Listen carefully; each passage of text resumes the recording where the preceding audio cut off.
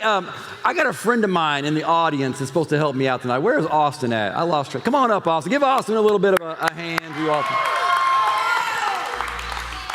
I picked Austin because I feel like she's probably the most athletic person in the room. I'm just saying. You got a lot to live up to now. I mean, she got the uniform on. So Austin's going to help me out with something. Austin has no idea what we're about to do. True story? Yes. All right. So Austin, what I want you to do, we're going to have a little challenge here. I've got a bunch of quarters. Actually, that is not a quarter. I don't know exactly what that is, but that's going to go in my pocket. I got a bunch of quarters up here, right? What I want you to do, without touching the lemon that's kind of balancing in the water, I want you to try to take one quarter without touching the lemon. You can't hold it still. And you're going to try to stack a lemon. Nope. You're going to try to stack a quarter on top of that lemon. All right? Think you can do it? Hope so. The lemon looks a little awkward here, so we'll see if it works. All right, let's give it a shot. I don't know. We'll see if you can do it or not. Let me get it to where it's not bobbing there. All right, give it a shot. Oh, and how many? Strike number one. Hey, keep track of me. She's going to do a couple more. Let's see if we can get one. Here comes number two. Give her some love. Give her some love. Let her try to get some. There you go. Oh. I almost had it that time. It was really close. Oh, I forgot to tell you, I need you to be able to balance that quarter for about 5 seconds. No pressure. You got one more try here. One more try. Come on, give her some love.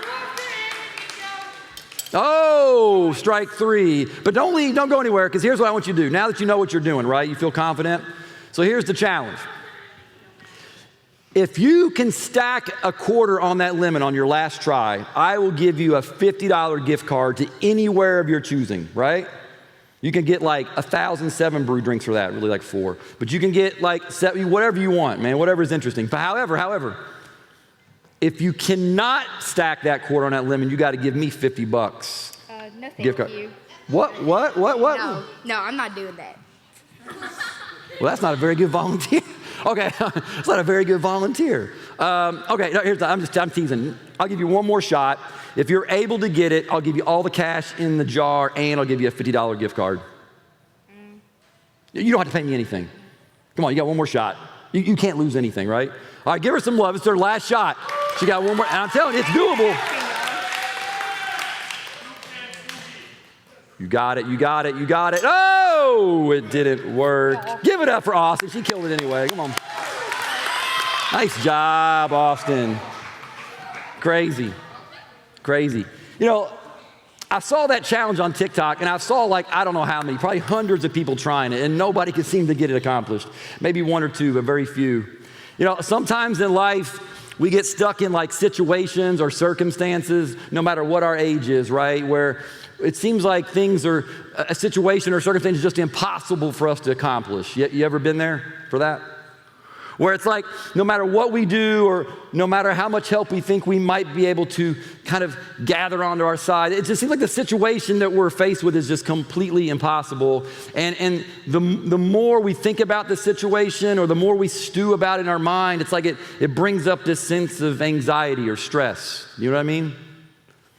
And the more that stress builds, the more that anxiety builds, something else kind of happens in us. We develop this overwhelming fear of the situation. There's no way I can accomplish what's in front of me. And fear kind of takes over our body. You ever been there? Right? This week, man, it's my privilege to be back on stage. I have not been here in a while. Last time I think I spoke was when we were doing Thursday nights. But I'm kind of lucky because I get to introduce a brand new series that's going to be really cool in my opinion, and we get to introduce that tonight. And the name of that series is Spooked. And over the course of the next few weeks, what we're going to do is we're going to take some time to look at some unusual, kind of some eerie, some spooky stories in the Bible. And we're going to look and see what God has to teach us about them. We're going to see how He can overcome the challenges in our life. And this week, we start with a topic of fear. And we're going to look at a story, and we're going to see how the lessons in the story lead us to God and how He can overcome the fear in our lives. Now, the story we're going to look at, it comes from the book of Numbers. Probably not a book that you spend a lot of time reading, correct? right? There's 2 chapters in the book of Numbers. Who's screaming for Numbers? All right, this guy, okay, that's fine, okay. Well, we're gonna look at chapter 13 and 14 in the book of Numbers, okay? They're kind of long. So what we're gonna do tonight, a little different. Instead of me showing you a bunch of verses on the screen, I'm gonna kind of teach you the story. I'm gonna kind of walk you through the story, okay? So stay with me. I'll try to make it as interesting as possible. And it starts with some familiar characters. It starts with Moses. We know who Moses is, right? And God's chosen people, the Israelites. See, they had already escaped Egypt, and now they were wandering through the desert. And God goes to Moses and he says, I've got something I want you to do. You're right on the cusp of entering into the land I promised you. But I want you to do something for me first. There's this land called Canaan, and I want you to pick 12 men, and I want you to send them out to the land of Canaan, and I want them to spy on the land, because Moses, I want your people to go and take it over. I want your people to go and conquer it. But before they go, I want you to go spy the land. And so Moses picks 12 people. They go, they spend 40 days surveying and spying the land, and they bring the message back to Moses, and this is what they tell him. It's like old school, like church books up there. If you're over the age of 40, that's pretty great. I got distracted. So this is what they tell Moses. Not quite there yet. They tell Moses this. They say, Moses, man, the land is exactly how God described it to us. It's plentiful. Like, you can grow crops there. It's incredible. It's lush. There's all kinds of great things you can grow to eat. It's incredible. But there's a few problems. You see, the cities there, Moses, they're really, really heavily guarded. They're really fortified. They've got walls that keep people from coming in. It would be impossible for us to get inside there. And even if we got inside, Moses, do you realize that the people there outnumber us significantly? Like, there are so many of them. There's no way we could take them. And I don't know, Moses, if you know this, but the people there, they're different from us. They're not like us at all. As a matter of fact, they're huge. And I'm pretty sure some of them are giants. And they get to the report they give to Moses is a little bit stunning. It's a little bit concerning. And they tell Moses, we can't do what you're wanting us to do. It's absolutely impossible. And the fear began to grow. But there was one spy. His name was Caleb. I have no idea which one he is in that picture. So just do your best to guess which one he is. But Caleb said, I don't agree with that assessment, actually. I think we can take the land. I think we can take over the land if God really wants us to. The spies, the rest of them looked at him kind of funny, and they're like, man, that's the craziest thing I've ever heard. It's impossible. There's more of them. They're bigger. They're stronger. And the men began to exaggerate the story of what they had seen, and they spread it to the rest of the camp. Does that make sense? They went to all the other people in the camp, and they said, listen, this is what's going on in Canaan. You should be scared. You should be afraid. There's no way. It's impossible for us to take them over. And now the spies had all of the Israelites afraid. They exaggerated a report, and fear grew wild. I'll stop right there for a quick second. Have you ever had a time where you exaggerated a problem in your life? Where a situation presented itself and your mind just went wild and you started to exaggerate the situation in your mind, and before you know it, you were absolutely terrified. It could be something simple like, we're playing a basketball team next week, and man, I hear that team we're about to play, they beat everybody by 30 points. Those guys are huge. There's no way we can beat them. Or maybe you say something like, hey, I heard that teacher only gives hard tests. As a matter of fact, the questions on the test, we don't even study them in class. There's no way I'm going to pass, because nobody ever passes her tests. I heard everybody, when they get to high school as freshmen, everybody there is drinking or doing things that really challenge my faith. If everybody's doing that, how am I going to resist those temptations? There's just absolutely no way I can keep my faith when I get to high school. It's impossible. Listen, have you ever exaggerated a situation in your life that caused your fear to just amplify astronomically. Listen, when we turn up the volume of fear in our life, it causes us to get spooked. And at the same time, we have a tendency to turn down the volume of God in our life, which allows the fear to take over. And let me finish up the story. So the people had exaggerated, the spies had exaggerated and gave a false report, and the rumors spread. And they were so afraid, they decided, you know what, I think we're going to overthrow Moses. We need a new leader. We're not going into Canaan. But a second spy stepped up, and his name was Joshua, and he said, listen, if God is with us, what is there to be afraid of? This is his plan. If he's on our side, why are we afraid? And you may know the rest of the story. Rest of the story, God is very disappointed in his people. They were disobedient. They didn't listen to his word. And so for many years after that, they wandered around in the desert until eventually they landed in the promised land. But tonight, I want to go through 3 quick points.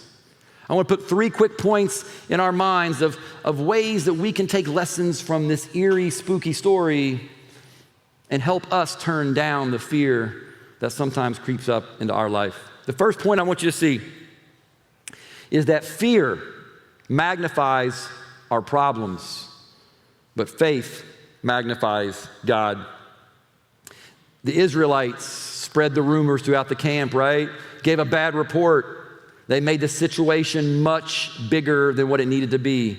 I want you to listen how it's described in Numbers chapter 13, verse 32 and 33. It says, so they spread this bad report about the land among the Israelites. The land we're traveled through and explored will devour anyone who goes to live there. All the people we saw were huge. We even saw giants there. Next to them, we felt like grasshoppers, and that's what they thought too. Nobody could live in the land. The land devours everybody, which is hilarious because there were a lot of people living in the land. There were giants there. They must have looked like just these massive creatures like you see in the movies. They completely magnified the problem. And listen, I'm not trying to suggest that they didn't have a problem, because clearly they had a problem. I mean, could you and your 5 friends take on an army of 2,000 or 3,000, right? Would that be a problem? Well, they had a problem. They had a situation that was a little concerning. But my point is oftentimes we take a situation or a problem and we make it look bigger and magnify it bigger than what it is, and to the point where we're paralyzed by the fear that it brings. Now, I'm a lot older than most people in the audience here. Most, not all, but most. But when I was a kid, this is one of my favorite toys.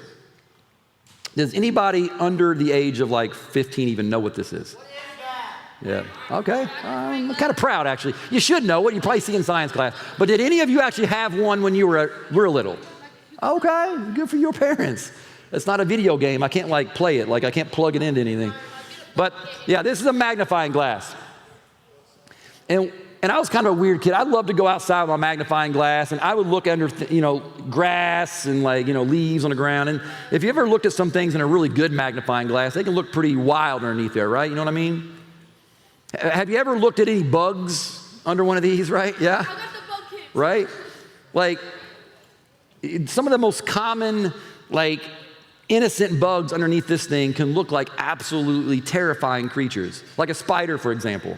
Like if you were to look at a spider under a really good magnifying glass, you would notice that it goes from being a small little creature you can step on and squash to noticing that it has like these hairs all over its body and these giant black eyes that look like big marbles.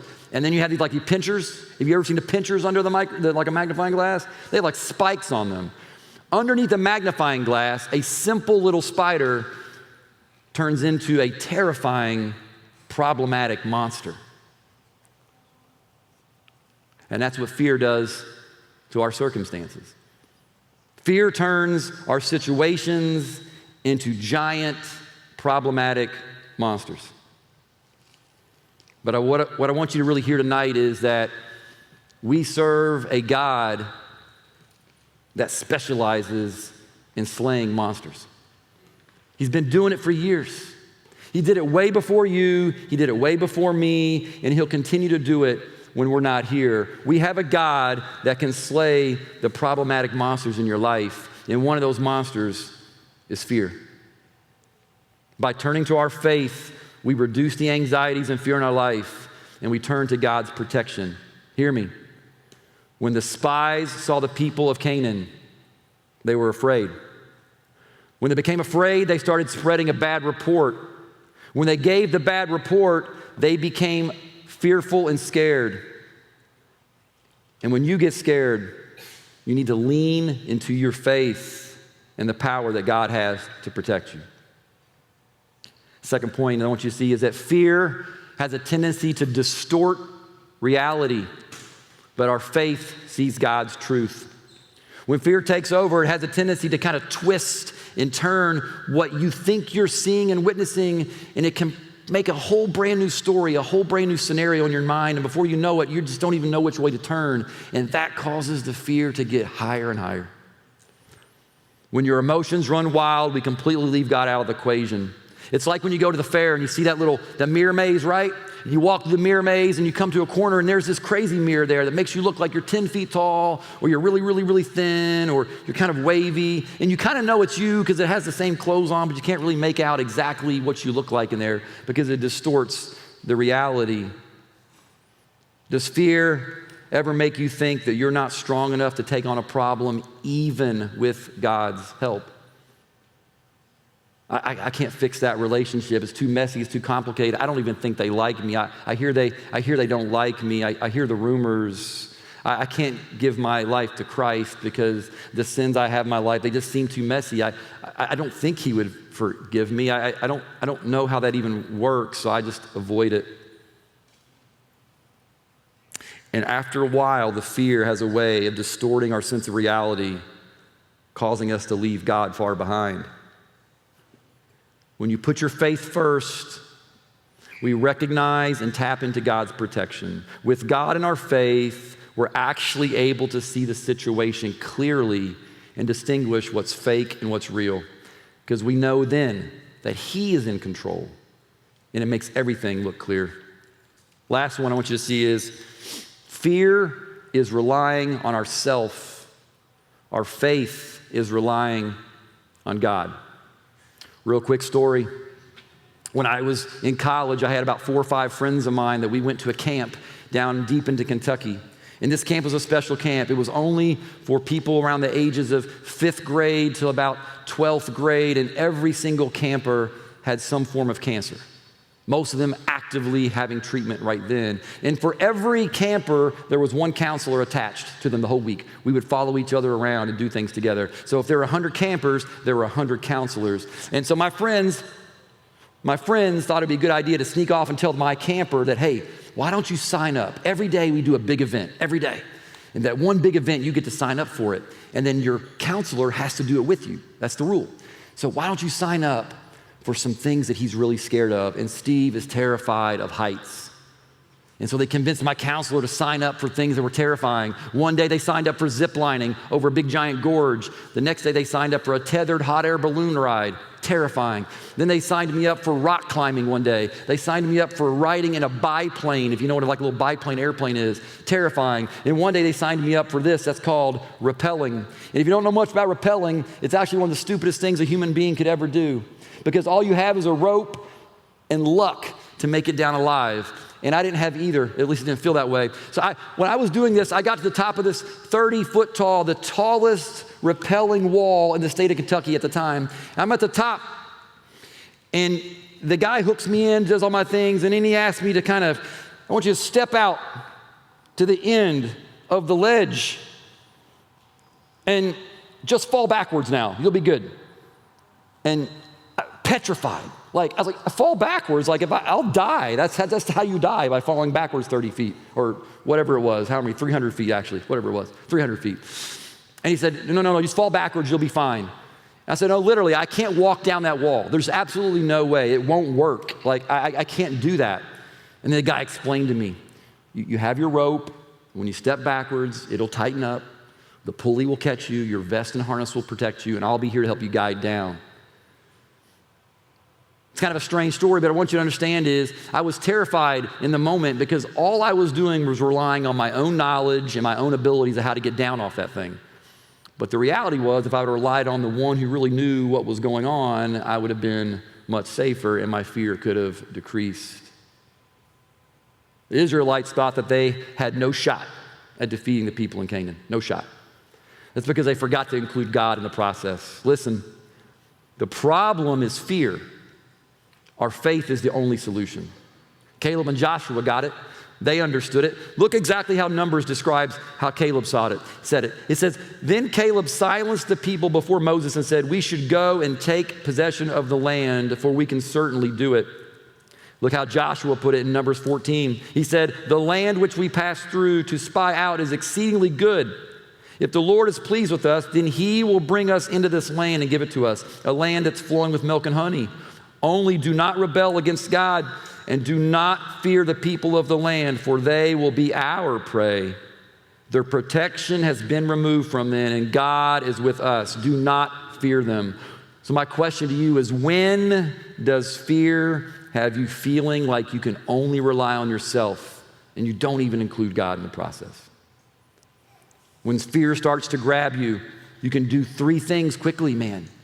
And so we got to get in the habit of when fear starts to grip us, we don't try to just correct it on ourselves. We immediately go to God in prayer. We immediately seek out his word in his Bible or in the Bible. Or we seek out individuals in our life that we know have strong faith. People like your youth pastor, like Weston, or your small group leaders, or your mom, your dad, a grandma, and a grandpa. People who are strong in their faith. We seek them out for their guidance. They want us to do that anyway. When fear starts to grip you, don't rely on yourself. Rely on the outlets that you have to take the fear down. We're almost done. I'm going to close here. I just want to say one last thing. When we walk by faith and not by fear, we rest in God's power. If you want to conquer life, you have to be able to put aside those fears at some point. God didn't make us to be a people of fear. His word says so. And why wouldn't we tap into his power? What do you have going on in your life right now that's bigger than what he's already conquered? Think about it. What do you have going on? I mean, think about what he's already done. Remember our same Israelite friends, right? Do you remember the time when they had the Red Sea in front of them and they had Pharaoh's army behind them? They had death on one side and death on the other side, completely cooked. And what did God do? Parted the water and let them walk across. Or how about Daniel? Remember, Daniel got thrown into a pit of lions strictly because someone saw him praying inside the window of his own home. And what did God do? He was in that pit with lions, and they didn't even mess up one hair on his head. And then he sent his son to die on a cross to take away all of our sins so that one day we can be with him. But the story didn't stop there, because on the 3rd day, what did he do? He emptied out the tomb and defeated death once and forever, once and for all. So here's my question. What do you have going on in your life that's bigger than what he's already conquered? Nothing. Absolutely nothing. When we choose to face our giants with God on our side, there's absolutely nothing that can stand against you. But you have to make that move. You have to allow him to be part of the process. You know, sometimes we get faced with impossible problems. It feels like we can't overcome them. It's like trying to stack a quarter on that spinning lemon. And it just seems like it'll never stick. But when we bring God into the equation, all of a sudden, our fear stands still. Our confidence will grow, and our fears will decline. The problem is fear. The solution is your faith. As we lean into him, as we let him come through us to help, there's absolutely nothing you can't accomplish. Let's say a prayer. Dear Holy Father, thank you for just letting us come into your house. This is a special place, and we know you're here with us. And so it's humbling. It's It's a humbling thought. And it's not lost on any of the adults in the room how tough it can be to be a teenager today. And there's so many things that can well up, anxieties and fear in their lives. I just pray that you help break those walls down. And I pray that our students here will learn to come to you first before they rely on themselves in order to get through situations that you want to help them through in the first place. We thank you for your son and the example that he's given us. And we pray all these things in his name. Amen.